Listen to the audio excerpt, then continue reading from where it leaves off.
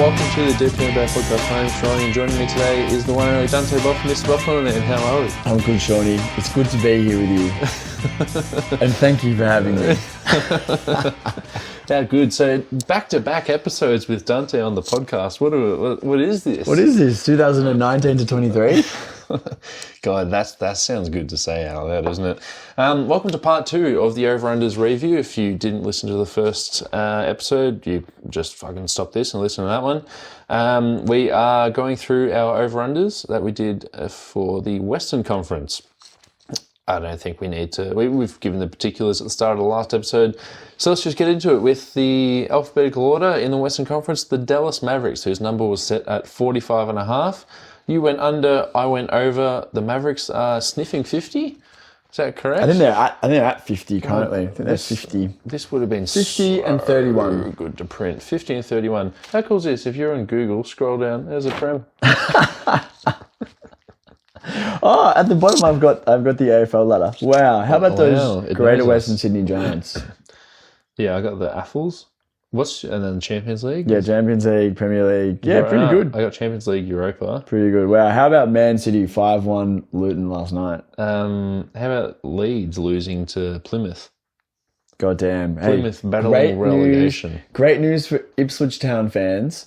And I've got my Ipswich Town scarf, which is one of my most prized possessions, which was a birthday gift from yours truly last year. One of the better gifts I've given. You know, I still use your Nando De Colo card you got me 2 years ago as a bookmark. Well, I'm very grateful. Yeah. I was using the Elio Kobo card. In the slab.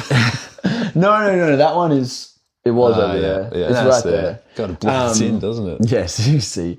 No, I got another Elio Kobo one, like a shitty one that I was using as a bookmark for a few years, but then I lost it. But also it was paper, so the edges were fraying. The Nando De Colo you got me was plastic. Yeah.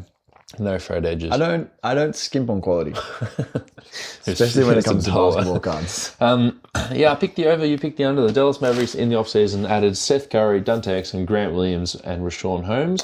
This whole conversation is pretty much moot because they just completely remade their team at the trade deadline. Yeah, but also I thought I was high on Seth Curry.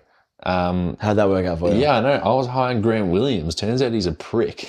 Yeah. He's been playing well in Charlotte. Turns out everyone hates him. Yeah, that's pretty insane. Dante Exum is now the fifth best player on the team. Dante Exum good? We put him there because he was Australian.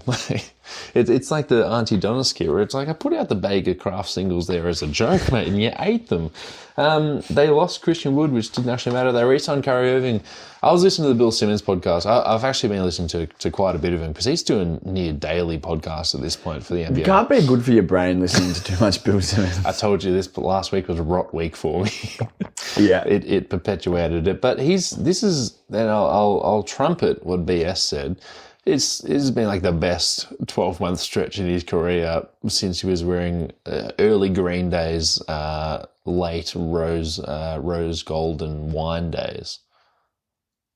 Your nostrils just flared. I have to confess, you've lost me. Are you talking about Bill Simmons? No, I'm talking about Kyrie Irving. Bloody hell. This is Kyrie Irving's best days. Early Green days, late wine and gold colours. What does that even mean? I understand the wine. What does that have to do with... his early Green... I thought you were talking about Green Day, the band. No, and I was like, early where Green is... days. Okay. Yeah, definitely. Punch. And like he's playing well. He's in his early 30s, but like he's playing at an all-star level. Well, he's fresh because he missed so many games over the last 4 years. Literally, and he's still not eligible for NBA awards this year. He's not made 65 because there's always a hamstring that gets niggled. Yeah, of course. There's always a third eye that gets opened. He had a very strange earring on the other day. It was like a full metal feather. How about that? Sounds like it actually kind of goes hard. Why'd you pick the under? Did we go? I picked the under because I thought their team was shit.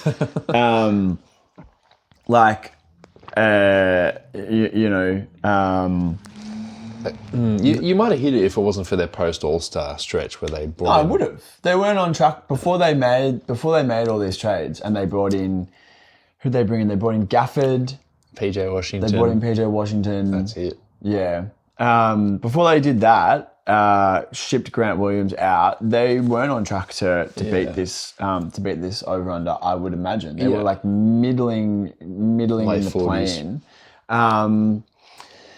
And I'm gonna take this opportunity to kind of toot my own horn here. Last season, when they were like, okay, we're going like the Christian Wood route. I was like, what the fuck are we doing here? It's pretty clear to me that Doncic needs to play with, like we were talking about in the episode from a few days ago with Trae Young, pair this guy with a fucking rim rolling center and guys around that. Christian Wood is was the complete wrong sort of player.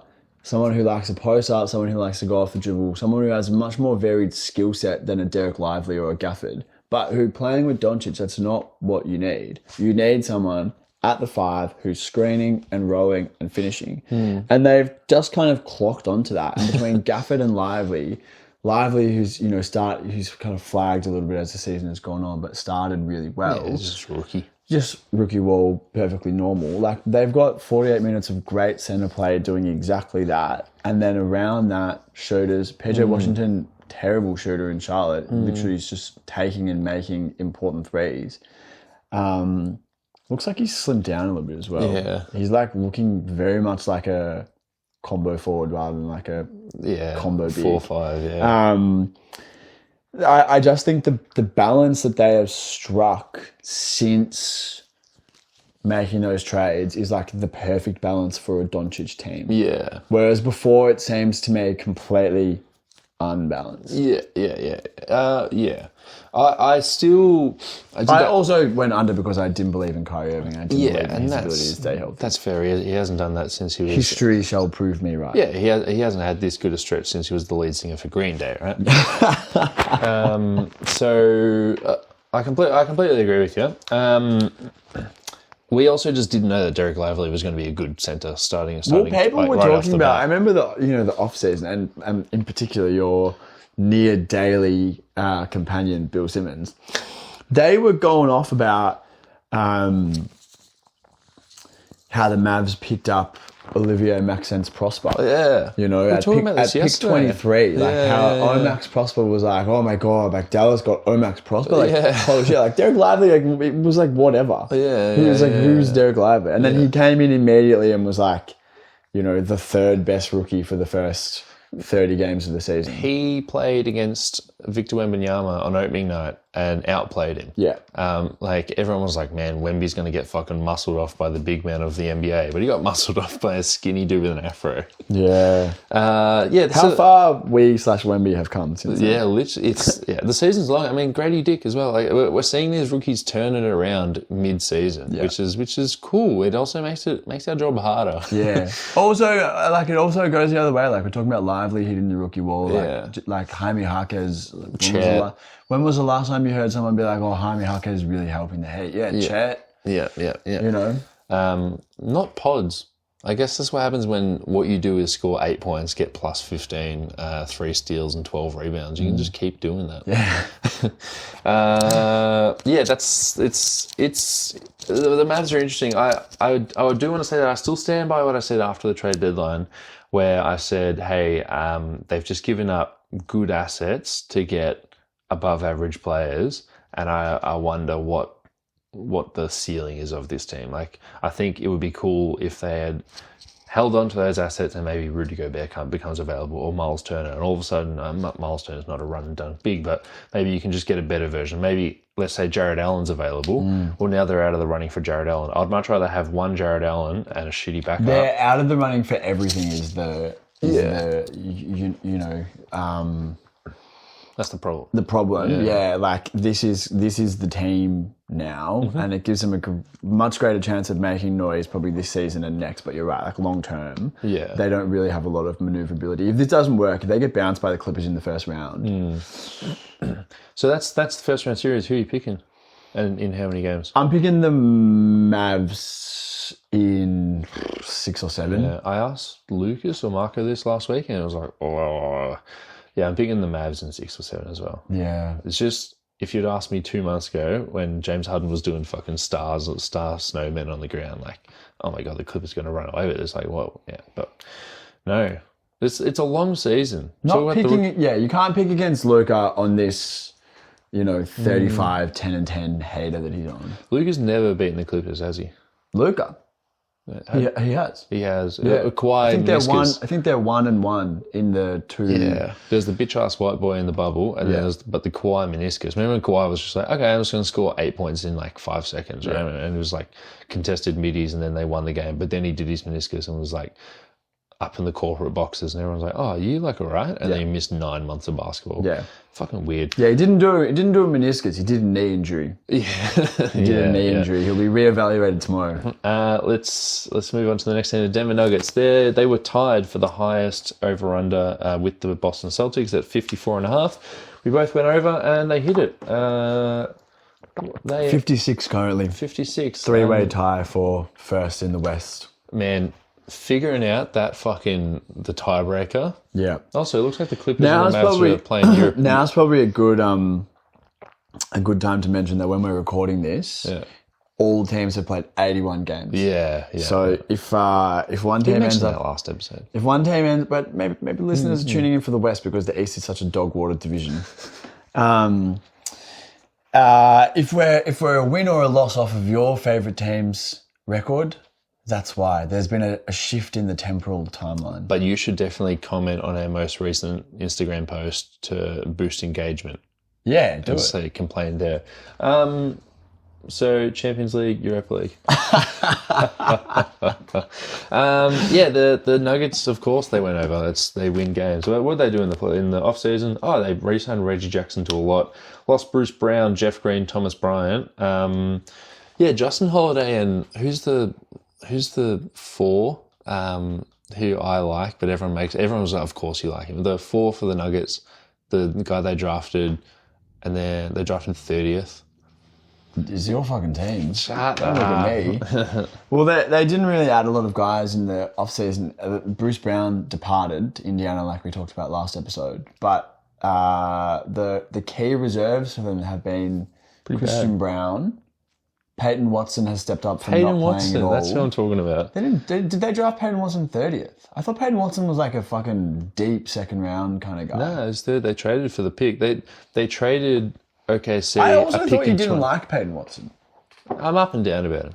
I feel like the last time I asked you about Peyton Watson, you were like, he's shit. And then he just proceeded to like block a jump shot, like Jeremy Evans style.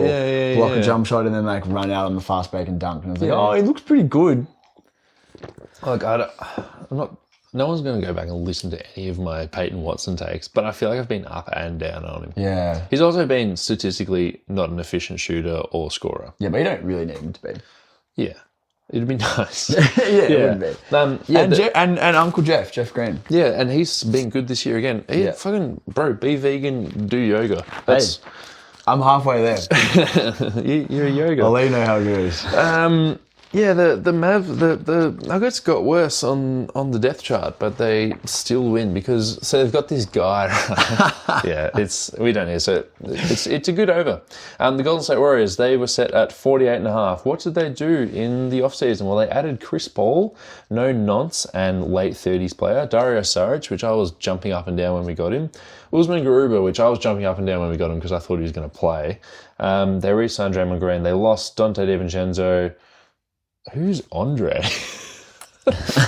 Andre Iguodala? Oh, he retired. Yeah, because he came back for one more run at a title.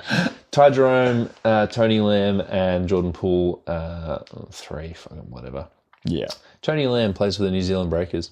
Good for him. Yeah, he's averaging like 22 points a game. They based in Auckland or Wellington? Couldn't do it. Yeah.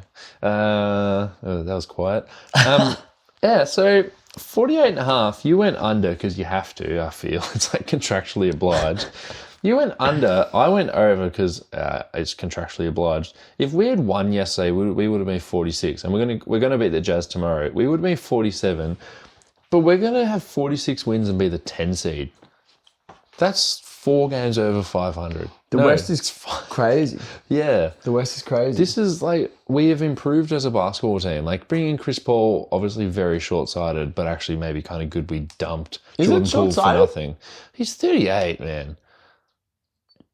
Short, yeah, but it's I don't see how short-sighted. Because at the time, Jordan Poole was seen to be a good basketball player who just got punched in the face. Yeah, and the Warriors made what appears to be the correct decision that he wasn't a good basketball player who didn't fit with them. Yeah. And CP may or may not be on the team next year. Yeah. And you may or may not open up, save $35 million in cap it's space. the key word there is save, not open, because we're still over the cap. Yeah. But we got pretty close to this number. We got pretty close to 49 wins, which is crazy. Yeah.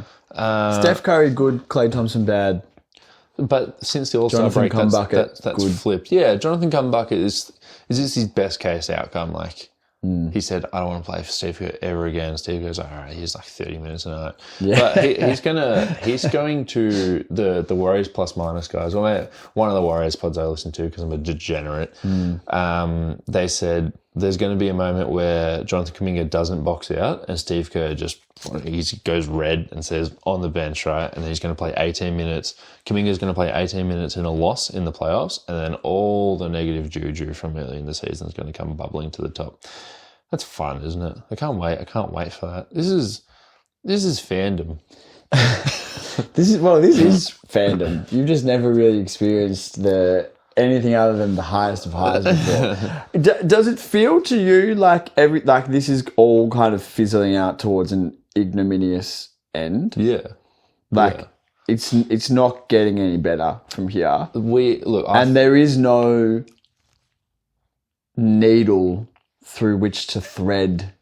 Oh, it's like it's like trade Cumdog and Wiggins for Cat, and it's like what? And which is absolutely ludicrous that you would even suggest that. I do like the late career Draymond starting at the 5. That's really interesting. I it's like, oh god, he just has to do that now. He's not fast enough.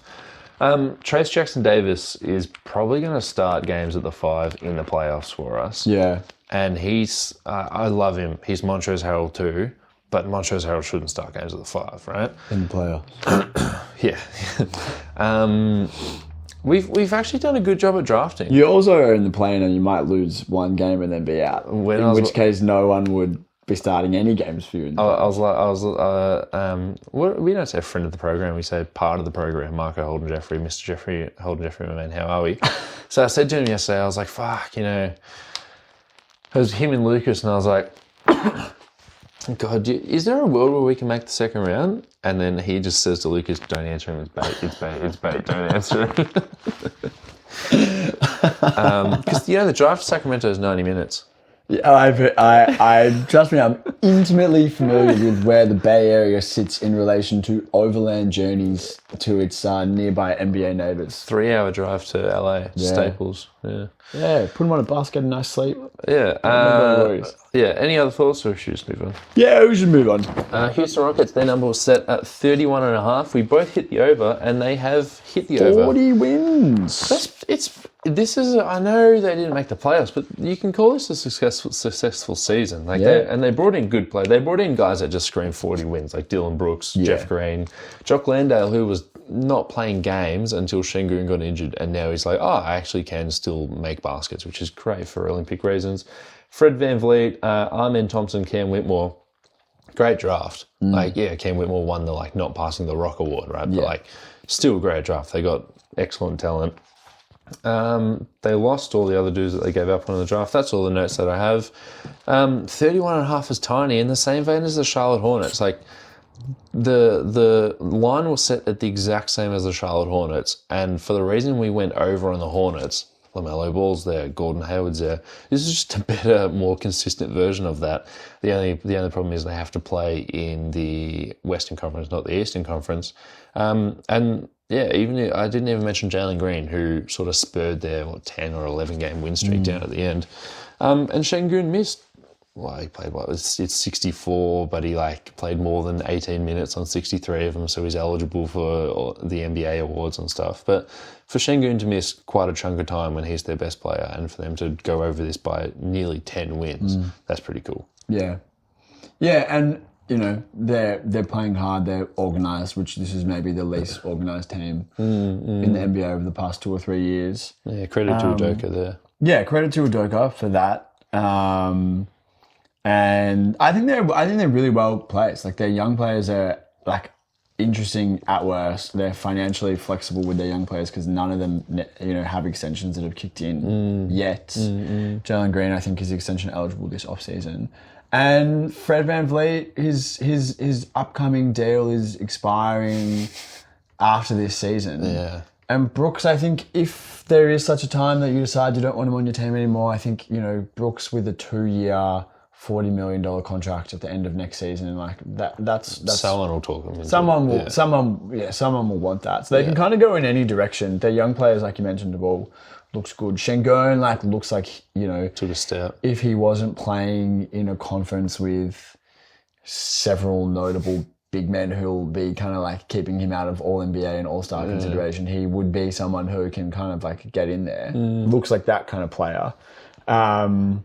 I think it's overall been like a hugely successful season, particularly considering where this team has been for years and years in the post-Harden era. Yeah, and so the top 10 in the West are so tight and so good. Like we obviously said, Golden State Warriors are 10th and they're going to end up with 45, 46 wins.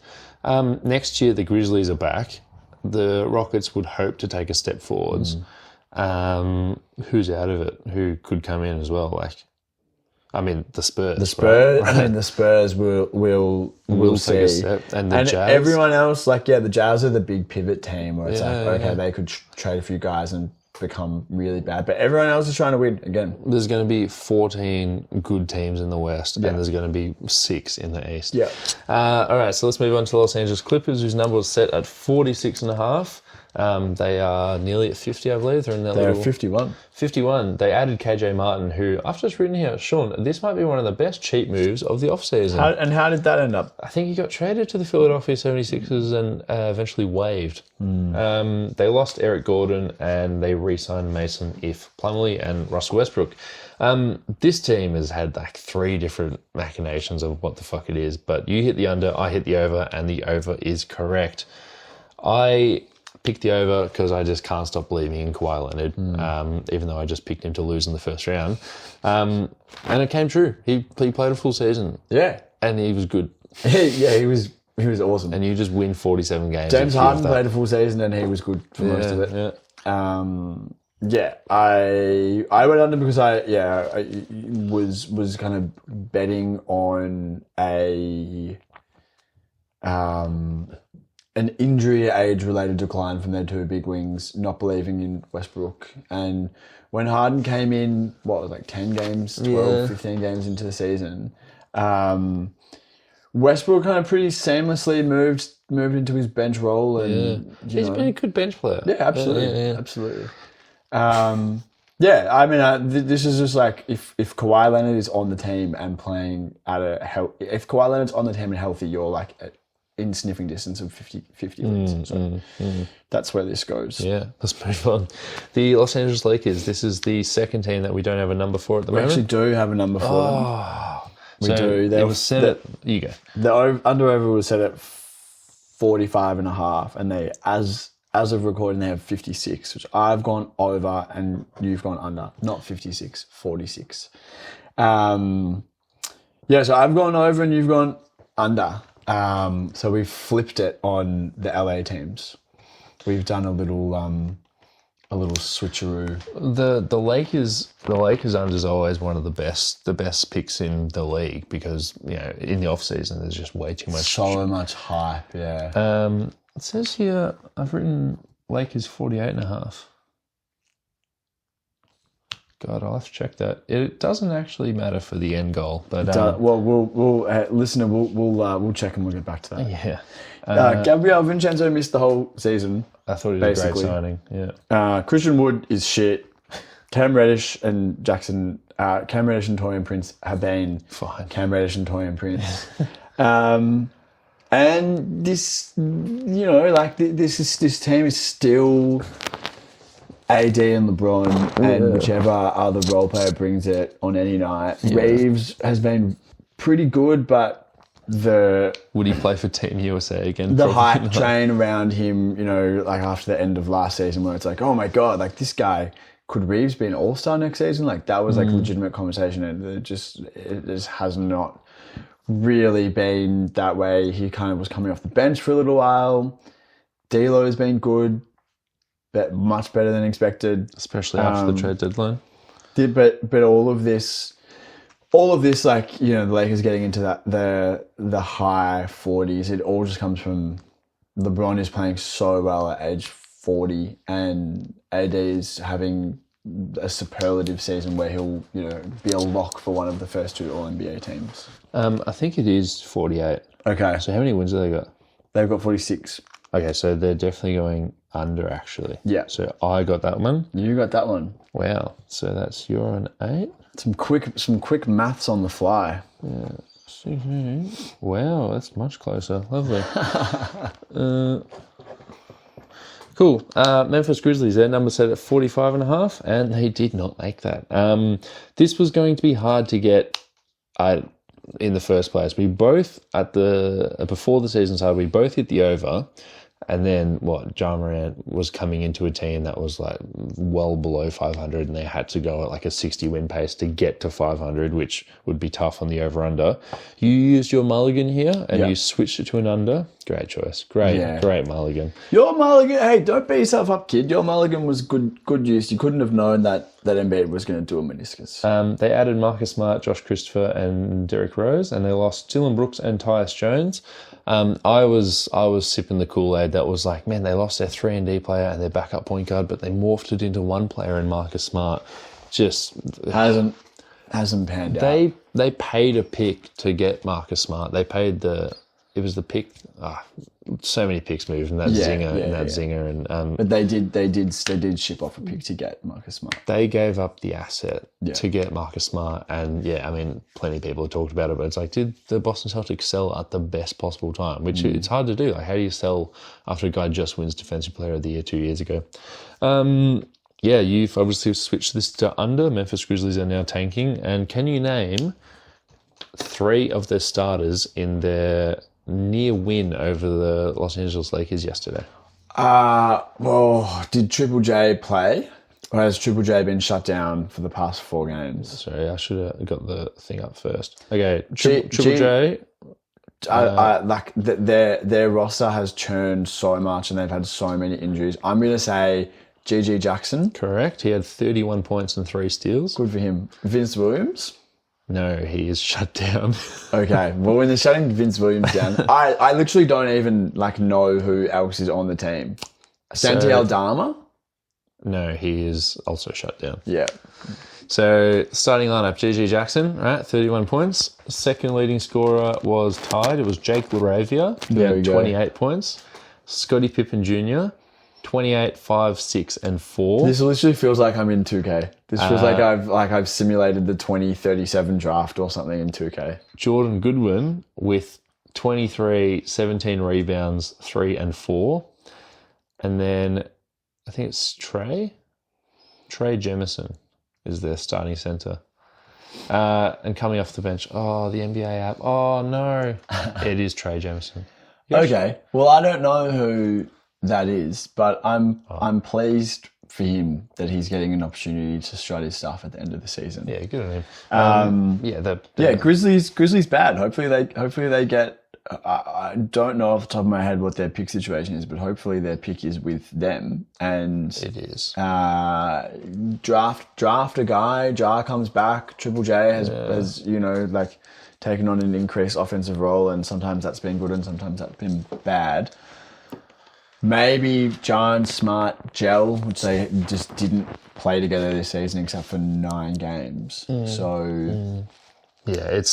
ultimate wash. Yeah. The Minnesota Timberwolves, their number was set at 44.5. They're now tied for the number 1 seed at 56 and could get the number 1 seed. We both went under, even though I was very high on them a year ago. So they could be sniffing 60 because they've got Rudy Gobert. Well, you were right in the end. I was right in the end. They added Troy Brown Jr., re-signed Naz Reid, and lost Jalen Noel, who's not in the league. Yeah, he's playing full serious minutes for them as well. Yeah. Do you remember I was speaking to the guy from Hoops and Cards? I do. And he had some Jalen Noel stock. Like I had Pat Williams cards, he had Jalen Noel. Hey, you don't always hit. He's whatever. I hope he's doing well wherever he is. I hope he's doing well in Guangdong. I thought you were talking about Gary from Hoots and No, I hope they're all doing well. Yeah, so the Wolves, I was just a year early. You were a year early. Yeah, and it was Rudy Gobert at the start of this season said, my back was really bad last year. I've actually come back in the best form of my life. And he was right. He's going to win DPOY. Sounds like the sort of bullshit thing that Rudy Gobert says. Rudy Gobert would say at the start of every season. But he was right. Tony Edwards has taken a huge step forward. He'll be a deserving All-NBA candidate. It was literally just like exactly what Tim Connolly must have been imagining this team would look like 2 years ago when he traded for Gobert. It just kind of came to fruition. And to celebrate, the owners are bickering, or owner is bickering, and all this shit's going on in the background. That's kind of crazy. Yeah, it's poor them. I started writing an article on the poor Wolves, like how do you call this? Is this season a success? How do they measure success in the playoffs? And just the turbulent situation with the ownership that's going on at the moment. The fucking PR, man, when a billionaire starts fucking paying PR firms to like text Adrian Wojnarowski, right? And he's like, did you know that the new owners didn't want to pay the tax? And then you heard the news drop from Dunk Delmer. It's like, I'm sure, like so it's not defamation.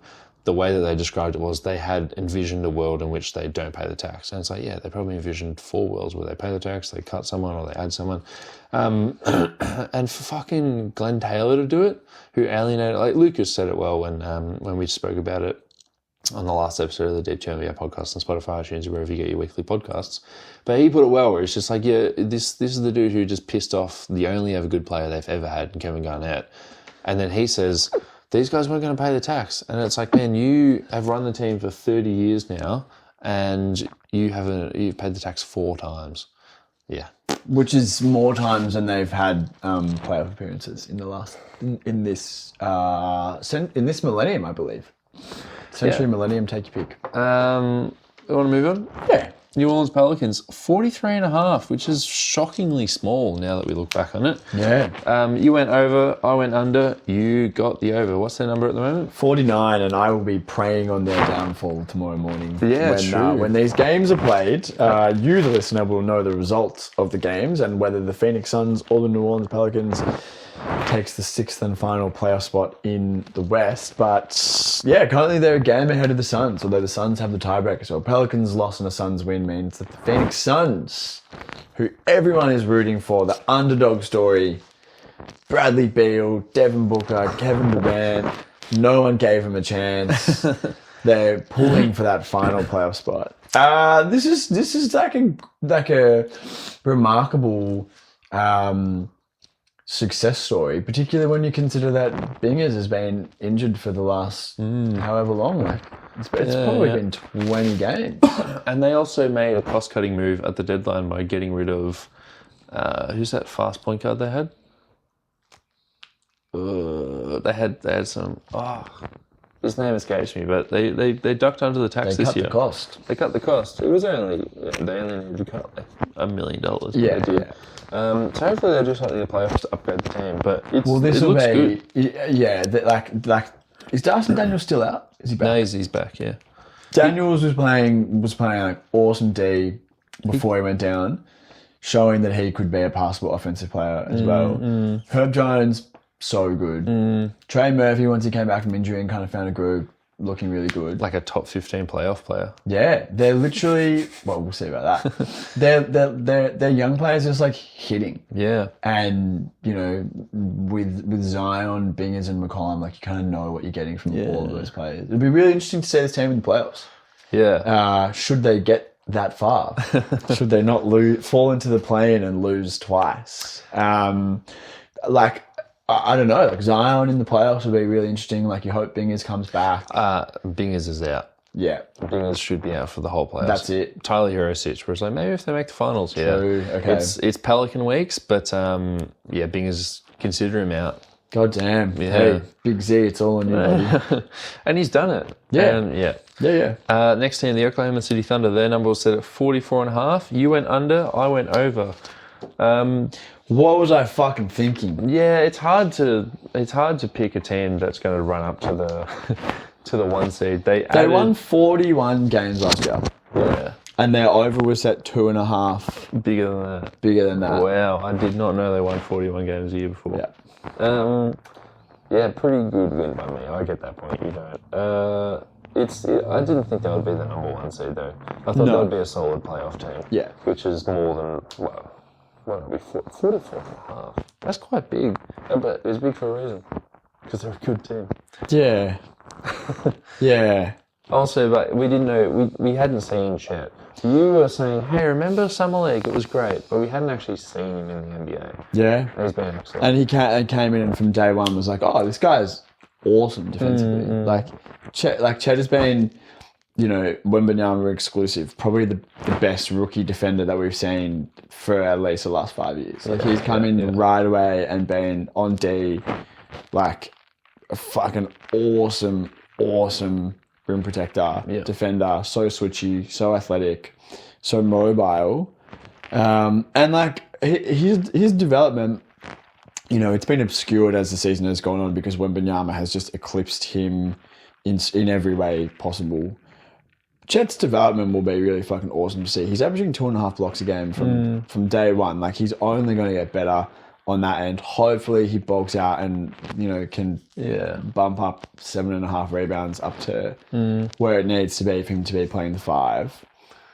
Their rebounding problem is not just Chet, but he's definitely not fucking helping it by not being able to grab more than 8 boards. Also J-Dub, like the lead from J-Dub. That's pretty insane. Yeah. I mean, he'll be an all-star watch next year. Yeah. And in brackets I've written here that Cassim Wallace, but they took on a lot of money to move from 12 to 10 to get him. Great pickup. Yeah, he's played so sparingly the whole season, and then when he does, it's like, oh, cool, this guy just gets it. He guards you 1, 2, 3 in a stretch, and he hits his threes. Fucking good over by me. Yeah, good over by you. Yeah, you should be rewarded for going so far over. It should be like an incentive bonus, like for every 10 games over they go. You get something. I can calc it because I love this little spreadsheet. The Phoenix Suns, their number was set at 51.5, which, if we went by the over-unders, would put them 2nd in the Eastern Conference and 3rd in the NBA. We both went over that number. How could you not go over? They had Kevin Durant, Devin Booker, and Bradley Beal. Yeah. Well, what's their number? 46? 48. 48. Well, 3 off, actually. It's a very interesting season. For a team that's got 48 wins, it just feels and has felt like such a clusterfuck. Yeah. Such a fucking clusterfuck. Bradley Beal missed 35 games. Durant and Booker are both like largely healthy. Durant and Booker have both played so well on an individual level, and it just has not translated to winning really at all. Probably the nadir of that was like a must-win game against the Clippers the other day when we were down 34-4 within 9 minutes. And then the next game, playing against the Clippers who had no starters playing, and we had Kevin Durant, Bradley Beal, Devin Booker, and it was like a tied game at 3/4 time. I mean, I will always go Suns over no matter what, just because that's the way that you have to live your life. And there were plenty of reasons for optimism, plenty of reasons why this number was so high, but we just have not fucking figured it out. And have had we're kind of like the inverse Pelicans, where it's like the Pelicans role players are just like, oh, you're just doing like exactly what we want you to do and a little bit more. The Suns just have not figured out who their best 5 is. And the playoffs are in a week. The playoffs are literally in a week. A great time to be a basketball fan. You got a 2nd round pick taken away from you for tampering with Drew Eubanks. He's been a great signing. He's been fine. Your owner put money on the table that the Warriors and the Suns were in the running for a lot of minimum guys. and Matt Ishbia said, I'm willing to pay more than them because of the tax ramifications of Golden State, where if we'd paid a minimum guy 2 years, meaning that wasn't going to be subsidised by the league, it would cost us $8 million in taxes. I'm not excusing anyone. I'm just saying that's what the situation is. So you were able to get the two best minimum guys for veterans, being Yuta Watanabe and Eric Gordon. Watanabe now plays for the Memphis Grizzlies, I believe, and Eric Gordon has been great. He's been maybe one of the best late 30s pickups you can get. But you're right. It's just the identity is there with the three guys. I think that's figured. It's just what's around it. Well, our best reserves have been Royce O'Neal since he's come over at the trade deadline. Grayson Allen has been awesome and Gordon has been good, but none of the forward big-sized players that we picked up have been particularly effective. Like, Watanabe pretty much didn't play. We've traded him out and brought in Big Body Roddy and someone else who's not playing, and Eubanks has actually just been okay, but he's an undersized. He's a Montrezl Harrell type. He's a Montrezl Harrell guy, yeah, exactly. Nurk doesn't like layups. Oh, and I don't know, Nurk's a great rebounder, and that's the best that I can say about him. Yeah. I wouldn't be surprised if we don't make the playoffs. Yeah, I often think about something you said shortly after you got KD, where you're like, I don't really I don't feel like he's our guy. I literally have never been less invested in the Phoenix Suns than this season. Your turnover this most recent offseason, Baisley, Jock Landale, Torrey Craig, Campaign, CP3, Terrence Ross, Landry Shamet, and TJ Warren. All those guys left. The longest tenured Sun is obviously Devin Booker. And after that, going into the season, I'll tell you who it was. It was Josh Okogie, who had played one season. Yeah, still there. Yeah. But also just, usurped by Royce. Royce, yeah. It's I don't know. It's crazy. And I can't quite explain it. But this whole post Dallas meltdown in 2022, the last 2 calendar years since that fateful second round display, I just have not connected with the team whatsoever. CP was there, then he was gone.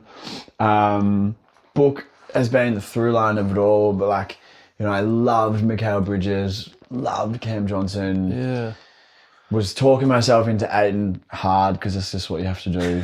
Now we're left with this team that kind of is less than the sum of its parts somehow. Less than three All-Stars taking the court together. And you had Monty Williams, right? Monty Williams was the chemistry guy. You were doing a great job with him. He'd seriously built something from the Kelly Oubre and Ricky Rubio days. And it's Frank Vogel, it's just sort of like a corporate coach. Where it's literally. You want to be a title contender, this dude's proven you can do it. He's not going to be here in 2 years. That's such a good way of putting it, yeah. And it's how do you buy into that? And he's boring to listen to whenever he does post-game interviews. He's a corporate coach. My dear friend from Perth, Nathan, if you're listening to this, shout out Nathan. Also a Suns fan. He was sending me Monty Williams, post-game speech clips, and you watch it and you're like, oh, fuck, this guy's genuinely a great speaker. Yeah. He's a great leader. He's someone who wants to help these people grow on the court, grow as people. And it's all kind of bullshit, wishy-washy. Whatever, it's sport. Results matter more than anything.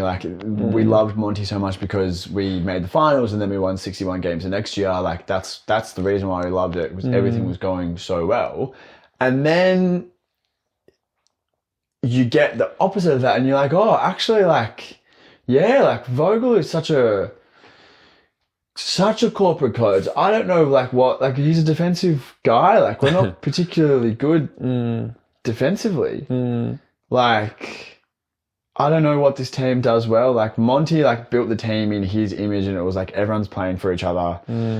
Vogel, it's I don't know, maybe because we're a corporate team, because we just we eschewed the team building that we had done over the past 3 or 4 years.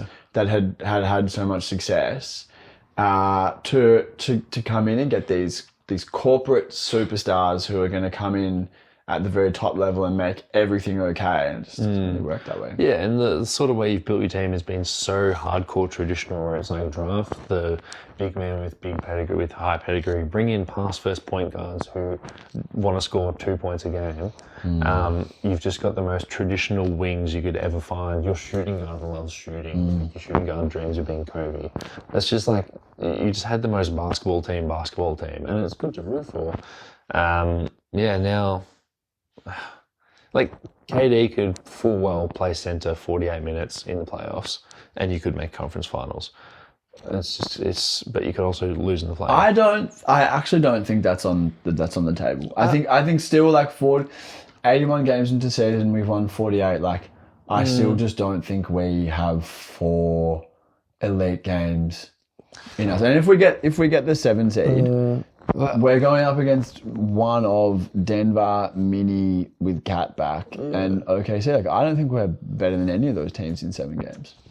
I just put some stock into guys who've been there before. Like, you know, like, that's why everyone's so worried about the Warriors and the Lakers, because it's like, God, if they get out of the play-in, good luck to whoever the first seed is. Even if it's Denver, like, I don't think Denver's going to sweep Lakers or Golden State. They'll win in 5, right?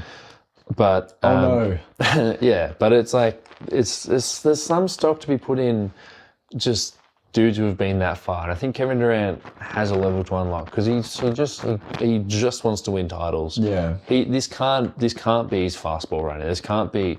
Not everything's on the table for him right now. Yeah. He's been to too many teams. He's been through so much like bad PR. And he's won 2 titles, right? And he must know, there's no way he's putting all of his effort in the court right now.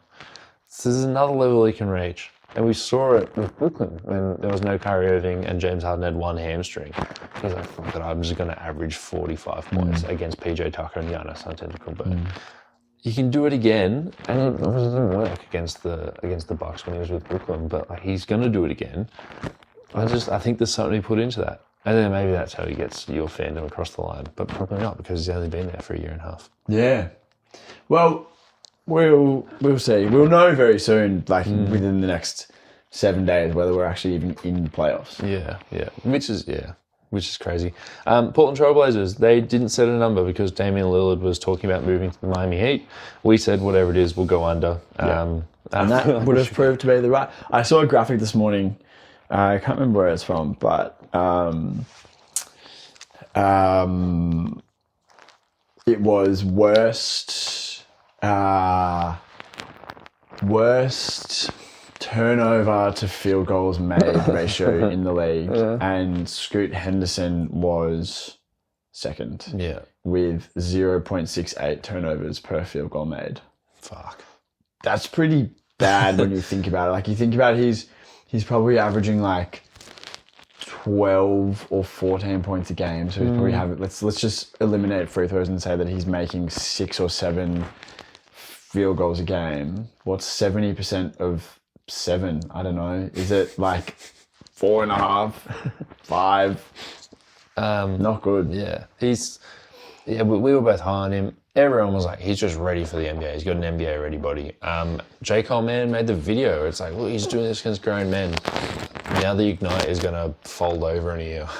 And you just haven't really even seen much from him where you're like, oh, like, it's been rough. He's in a rough situation, but like, look at this skill. The inverse is like Brandon Miller, who we kind of touched on last episode, but didn't really nail down on. Playing in just as diabolical of a situation, where there's no, with LaMelo out second half of the season, where there's no talent around him really, there's no structure. Yeah. The coach is playing out the string. You watch Brandon Miller and you're like, oh, fuck, this guy's going to be really good. Yeah. Scoot, you haven't actually felt that. You haven't said, oh man, like, at least we can see the bones of a great point guard there. Like, he just hasn't looked like a player who was so hot. But we've seen so many point guards come out and be just dog shit in their first year. Less now, though. It's like De'Aaron Fox is probably the last one who came in and was like fucking dog shit. Darius Garland. Yeah, It was that's very true. bad. That's true. Less so now because we're seeing so many rookies, as we said before, develop. Like we said this in the Eastern Conference episode, develop mid-season. It's not. It doesn't fill you with confidence, but it doesn't ruin. Like we're not like, oh, he's not going to be an All-Star. Let's just wait. Yeah. The Sacramento Kings, their numbers set at 44.5. They're 46. They're in that cluster. 45, 46, whatever it is. We both hit the over. We both get a point for that. The Kings added Chris Duarte, JaVale McGee, Sasha Vucevic. They re-signed Harrison Barnes, aka Harry Barnes, Alex Len. Sabonis re-signed him early and saved money, which was a big deal because he got a waited a year ago to Supermax. Lucky he didn't wait because he wouldn't have fucking got it. And Trey Lyles, and they lost Terrence Davis and Rashawn Holmes. Good over. But this was the 2 seed last year, and now it's the 1 seed. Still good over, I guess. It's yeah, I mean, it's just crazy how packed in it is this season. Yeah. The West is just like there's so few. I mean, you know, the Warriors have 45, and you know the Clippers at 4 have 51. Like it's 6 games like separating. All these teams have been jostling at one point or another. And the Kings were better than this for most of the season, and they just have been beset by injuries and kind of dropping off. The last sort of 15 games of the season, they were in playoff position for most of the season. Poor Kings. I mean, they've got so many injuries as well. Yeah. Just to shooting guards. Yeah. Next team, the San Antonio Spurs. Their number was set at 29.5. We both hit the under. And what, 17? Is that right? 21. Interesting that we both hit the under in retrospect. Why? So much Wemby hype, and there were conversations going on about like, hey, the Spurs, if Wemby's as good as we think he might be, maybe they could be in play-in consideration. Well, they started season 3-1. Point Sohan, remember that? Oh my god. Wembanyama, they traded for, as in they received Reggie Bullock, they signed Serge Ibaka Rice, and they received Chetty Osman. They lost no one really.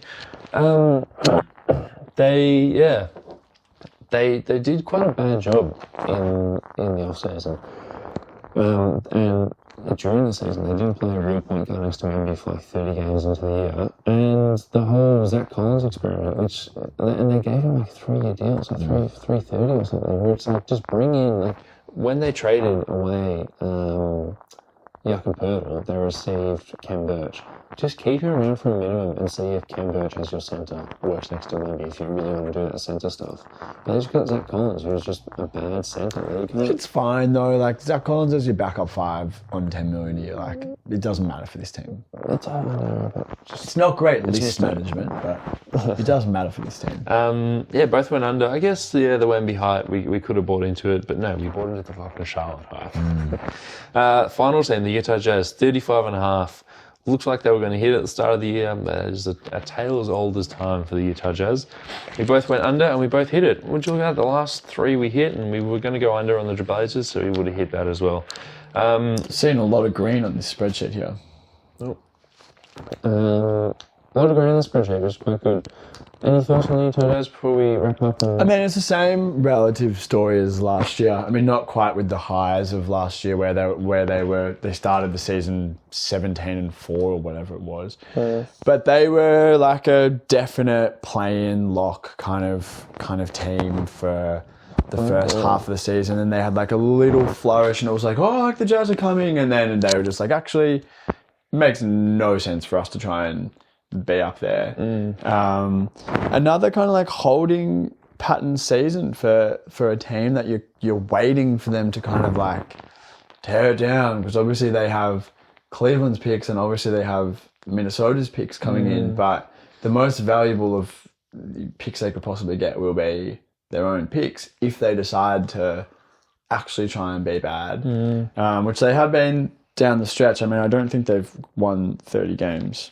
31 wins at time of recording, so that's quite bad. And they're going to lose to the Warriors tomorrow. Markkanen, Sexton would have Keontae George. But I mean, Keontae George, like you're keeping. Oh, you're talking about who they're I'm talking about who they might move. Like, do you just decide to try and get 2 firsts and a player for Markkanen? if Oklahoma comes to this offseason and says, 3 or 4 first round picks plus salary, or like they don't you need can, to or like say you can the have, salary bit. or like you can have Casey Wallace. Yeah, or they can for what it's worth, they can just absorb marketing. So it would be, do you want 6 first round picks? I mean, do you think about it and then have 1 season, 2 seasons where you're bad and trying to get a top 5 pick? Because the problem with where they are now is like their treadmill of mediocrity, but like reverse, where it's like, instead of being so mediocre that you're just trying to sneak into the 8 seed every year, like the Bulls, it's like, well, actually, you're not really at much danger of doing that, but you're also not going to get a top 8 pick. You are probably on the treadmill of 10, so that doesn't feel like a place to be forever, unless there's a deal out there and they go the other way and Danny Ainge is like, let's trade the picks that we've got for someone, and then bam, the next generation of the Utah Jazz with Markkanen and Kostar and the Taylor Hendricks and Keontae George, their first round rookies looking good. And if they're in the East, this would be so much easier. Like if they're in the East, they could have an Orlando Magic turnaround. Yeah. But God, I don't know who the traded for player is that makes them a playoff lock. Let's say that's the goal, to be a playoff lock.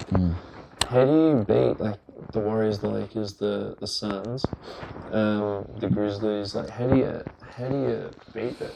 Who's the guy? Like just name any player. Don't talk about any context. Who's the player that they could bring in that would make them like that? Is it Devin Booker? Well, I mean, you have to say players who are available. Devin Booker's not available. Paul George is potentially available this offseason, and he's so obviously not going to Utah. So and again, you'd want to be really careful that you're not in the Cleveland area. Like Cleveland, I think would do the Donnie Mitch trade again, even if they knew that he was going to leave after 3 years. Yeah.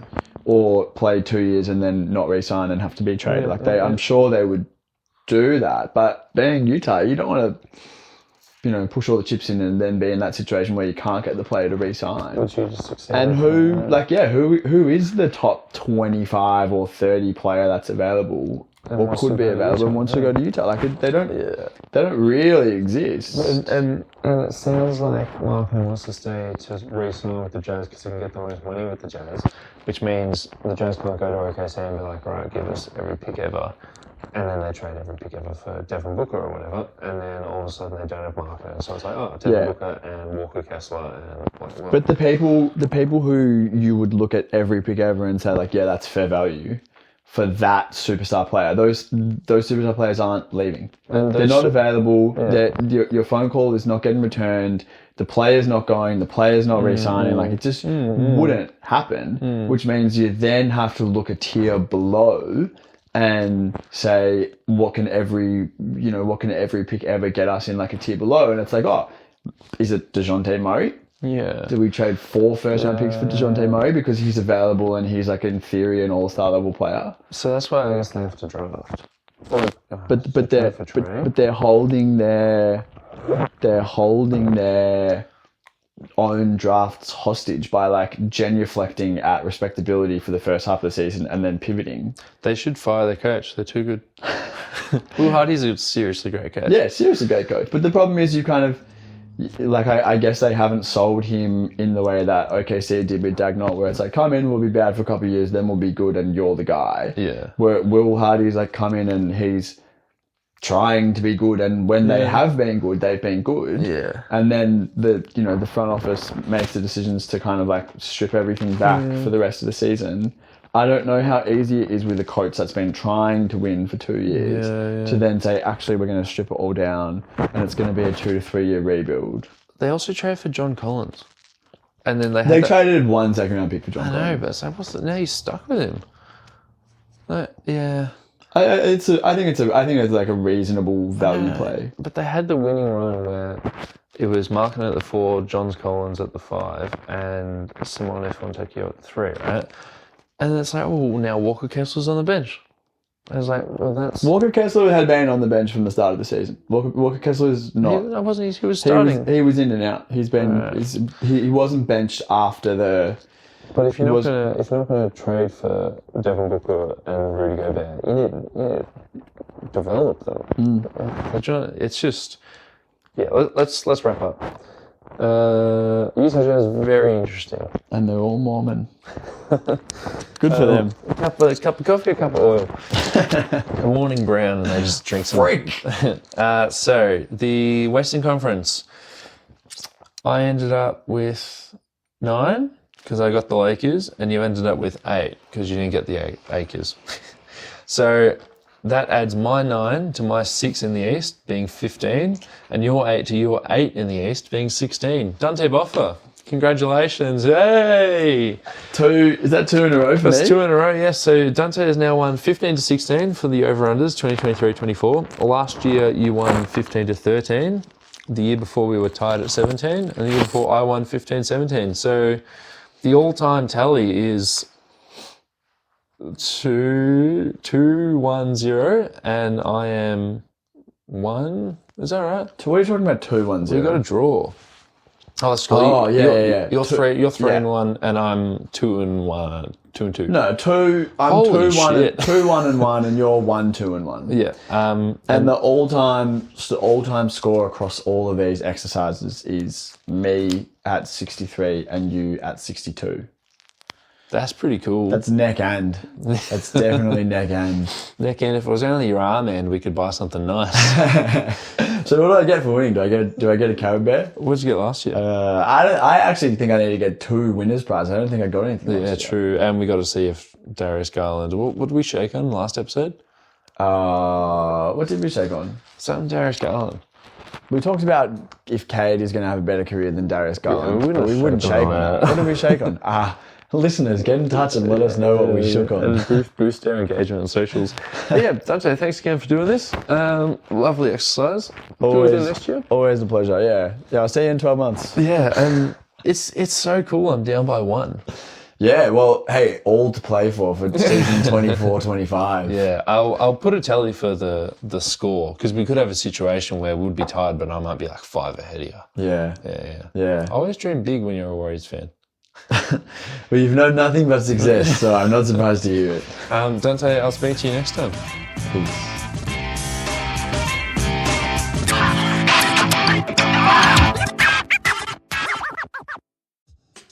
This episode of The Deep 2 is presented by Gelateria Bico, the official gelato of The Deep 2. Gelateria Bico, handmade gelato in the heart of Brunswick. The Jeff Van Gundy Tribute Show is your fortnightly dose of the lighter side of basketball, hosted by me, Marco. And me, Lucas. We take a more laid-back approach, talking about the NBA, the WNBA, FIBA basketball, culture, whatever tickles our fancy or grinds our gears. The show is filled with great guests, classic gags, and a healthy dose of tangents in honour of the great man himself. The Jeff Van Gundy Tribute Show, fortnightly on the Deep 2 Podcast Network. You know, loves just talking about the league, certain things like that. The NBA moves so quickly these days, it's hard to keep up. Shams and Woj are breaking stories left and right, but the Quick Time Out is right there with them to keep you informed on the latest NBA news. Stop in and let us break it down as it happens. Find the Quick Time Out on the Deep 2 Podcast Network.